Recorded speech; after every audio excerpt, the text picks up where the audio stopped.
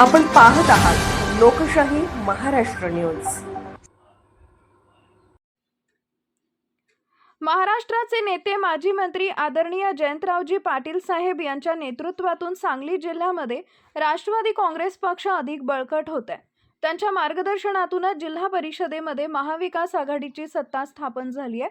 सांगली जिल्हा परिषदेमध्ये महाविकास आघाडीचा झेंडा फडकवण्यात महत्त्वपूर्ण भूमिका बजावणारे आमचे जिल्हाध्यक्ष देवराजदादा यांचा सत्कार करण्यासाठी राष्ट्रवादी युवक काँग्रेस शरदचंद्र पवार सांगली जिल्हा यांच्या वतीनं मंगळवार दिनांक 24 मार्च 2026 रोजी कार्यक्रम आयोजित करण्यात आलाय।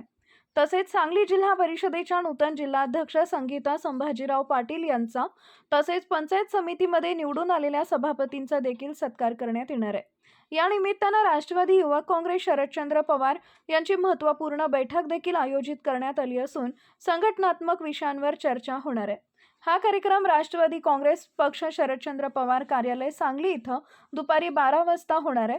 सर्व पदाधिकारी आणि कार्यकर्त्यांनी मोठ्या संख्येने उपस्थित राहावे असं राष्ट्रवादी युवक काँग्रेसचे जिल्हाध्यक्ष विवेक कोकरे यांनी सांगितलंय।